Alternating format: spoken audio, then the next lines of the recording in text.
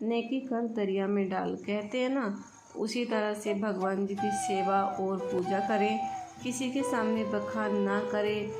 ये तो एक अलग बात है कि हमने अपना चैनल क्रिएट किया है अपने सनातन हिंदू धर्म को जागरूक करने के लिए। सो गाइज, आशा रखती हूँ अगर आप लोगों ने चैनल को सब्सक्राइब नहीं किया तो सब्सक्राइब कर ले, वीडियो को लाइक करें, फ्रेंड और फैमिली के साथ मिलकर शेयर करें। राधे राधे, हरे कृष्णा। आशा रखती हूँ कि आप सब लोग बढ़िया होंगे, मस्त होंगे, स्वस्थ होंगे और ठाकुर जी की सेवा कर रहे होंगे। तो गंगा दशहरे पर हमने अपने ठाकुर जी को किस तरह से घर में ही गंगा स्नान कराया, तो आप भी अपने ठाकुर जी को, अपने नन्हे मुन्ने गोपाल जी को घर में ही किस तरह से गंगा स्नान करा सकते हैं। तो आइए देखिए।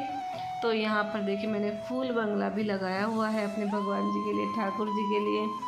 अच्छे से डेकोरेशन भी की हुई है अपने सामर्थ्य के हिसाब से। और ये मैंने एक टब ले लिया है, तो इसमें अपने लड्डू बाबू को और श्याम सुंदर जी को बैठा लिया है। तो पहले 4 बार पानी बार कर नीचे छोड़ा, यानी कि ज़मीन ही मान लीजिए छोड़ा। फिर मैंने हाथों पर, दोनों कंधों पर धीरे धीरे से शीतल जल छोड़ा भगवान जी के। और अब मैं इस टब को आधा जल से भर दूंगी। तो पहले गंगा जल इसमें हम डाल लेते हैं, भगवान जी के ऊपर से छोड़ देते हैं। तो इस तरह से आप भी अपने लड्डू गोपाल जी को घर में ही गंगा दशहरे यानी कि गंगा स्नान करा सकते हैं। और आप जब नहाएं तो उस पानी में भी गंगा जल मिला लें, यमुना जल हो या गंगा जल हो वो मिला लें, तो घर पर ही गंगा स्नान हो जाता है। तो हमारे ठाकुर जी बैठे हुए हैं टब में, और मैं अब धीरे धीरे से पानी छोड़ के भर दूंगी टब को। तो आप भी अपने गोपाल जी को इसी तरह से स्नान करा सकते हैं। बहुत ही विशेष महत्व देने वाला होता है। गंगा दशहरा मनाया जाता है क्योंकि आज ही के दिन भगीरथ गंगा मैया को ज़मीन पर लाए थे। और कहते हैं कि गंगा मैया को समेटने के लिए किसी में इतना सामर्थ्य नहीं था कि कोई संभाल सके। तब भगीरथ ने शिव भगवान की तपस्या करी, उनकी जटाओं में गंगा मैया को समाहित किया, फिर धीरे धीरे करके ज़मीन पर लाए। तो भगीरथ ने अपने पितरों की मुक्ति के लिए इतनी घोर तपस्या की कि गंगा मैया को धरती पर ले आए। तो इस तरह से हमने स्नान करा दिया है। आप भी इसी तरह से स्नान करा सकते हैं। और गर्मियाँ बहुत ज़्यादा हो ही रही हैं, तो ऐसी गर्मी में क्या ही करें, अपने भगवान जी को शीतलता प्रदान करने के लिए इत्र से मालिश करें, फूलों से, फूल बंगला सेवा दे और चंदन सेवा दे, चंदन यात्रा करवाए। तो विशेष विशेष भांति भांति की सेवाएं भगवान जी के लिए करनी होती है। तो यहाँ पर मैंने अपने श्याम सुंदर जी की कर दी है पोशाक चेंज किया, धारण करा दी है। तो पोशाक धारण करके हमारे श्याम सुंदर जी बैठ गए हैं। और अभी मैंने इनको जो है ना समर की ड्रेस पहनाई हुई है, क्योंकि हैवी ड्रेस जो होती है गर्मी बहुत ज़्यादा होती है, तो उसमें कोई जब हम हैवी कपड़ा नहीं पहन सकते तो हम अपने छोटे छोटे लड्डू बाबू को ही क्यों हैवी ड्रेस पहनाएं। तो ये छोटी सी हल्की फुल्की ज्वेलरी मैंने इनको धारण करा दी है। और ये मैंने अपने हाथों से इनके चूड़े बनाए हुए हैं, यानी कि कंगन बनाया वो धारण करा दिया है।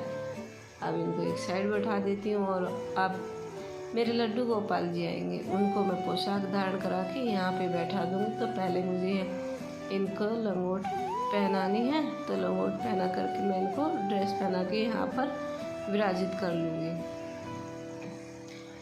सो गाइज, सेवा का जितना भी मौका मिले उतना कम है, और जितना भी समय मिले उतना भी कम है। तो कहते हैं कि भगवान जी की भक्ति और भाव ये दिखाए जाते हैं, तो मैं नहीं मानती कि दिखाने के होते हैं।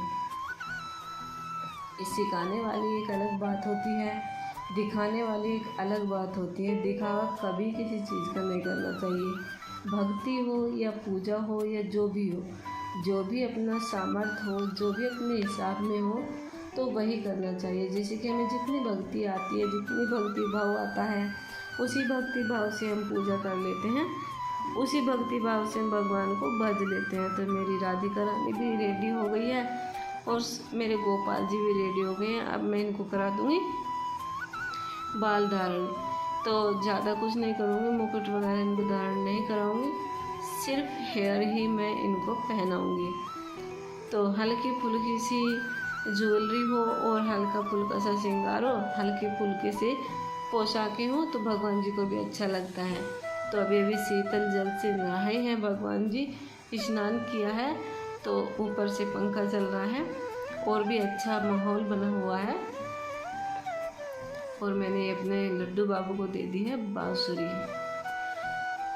तो कोई भी विपदा हो, कोई भी समस्या हो, अगर हम भगवान जी के सामने आत्मसमर्पण कर देते हैं तो भगवान जी खुद झेलने वाले होते हैं। कोई भी कठिनाई, कोई भी परेशानी हो, जितनी की बड़ी से बड़ी परेशानी क्यों ना हो, हम भगवान जी से प्रार्थना करके कहेंगे कि हे भगवान जी संभाल ले, अब तो मैं गिर चुका हूँ, अब उठा ले और अपने सीने से नहीं चरणों से हमें लगा ले। तो हमारे ठाकुर जी कहते हैं कि तू एक कदम बढ़ा मैं 4 कदम बढ़ाऊँगा, तू नेकी पे चल ताजा मैं तेरा साथ निभाऊँगा। तो हमारे गोपाल जी हर समय तत्पर रहते हैं। तो हमें जितना भी समय मिलता है हम भगवान जी की भक्ति भाव में ही निकाल देते हैं। और ये मैंने अपने गोपाल जी के लिए बाल भोग बनाया है आज, और मैंने बनाया है बेसन का चिल्ला। तो आज मैं अपने लड्डू बाबू को, श्याम सुंदर जी को और लाडली को दही और चीले से भोग लगाने वाली हूँ। तो बाल भोग किस तरह से लगाया जाता है, और भोग लगाने का एक नियम भी होता है। अगर हम भोग लगाते समय राधे नाम का जाप करते रहें तो हमारे विष्णु भगवान जी, हमारे लड्डू बाबू बहुत ही प्यार से ना भोग ग्रहण कर लेते हैं। और सबसे पहले हम अपनी राधिका रानी को भोग लगाते हैं, क्योंकि हमारे कृष्ण कन्हैया जो होते हैं हमेशा राधा रानी का झूठा खाते हैं, यानी कि पहले अपनी राधा रानी को खिलाते हैं, फिर बाद में खुद से खाते हैं। तो देखिए, ऐसा मैंने किसी शास्त्र में तो पढ़ा नहीं है, क्योंकि आजकल ना बात मिलाने वाले ज़्यादा हो जाते हैं, साथ निभाने वाले कम होते हैं। तो ऐसे में तो मैंने तो अपने भगवान जी के, अपने ठाकुर जी के सामने ही आत्मसमर्पण कर दिया है और उनसे कह दिया है दोनों हाथ उठा करके कि मेरे बस में कुछ भी नहीं है, जो कुछ होगा तुम ही देखोगे, जो कुछ होगा तुम ही करोगे, अच्छा हो या बुरा हो, जैसा करते जाओगे मैं वैसा लेती जाऊँगी, कुछ भी तुमसे शिकायत नहीं करूँगी। देना हो दीजिए, नहीं देना हो तो मत दीजिए, ना देने में भी कोई ना कोई भलाई आपने ढूंढी ही होगी। सो गाइज, मैंने बाल भोग लगा दिया। गौ माता भी यहाँ पर बैठी हुई, तो मैं गौ माता को भी भोग लगा देती हूँ। तो हमारी कृष्ण भगवान जी को बहुत प्रिय होती थी गाय, तो उनको भी भोग लगाना आवश्यक होता है।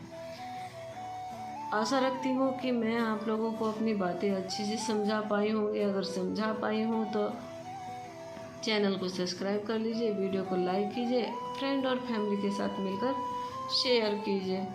और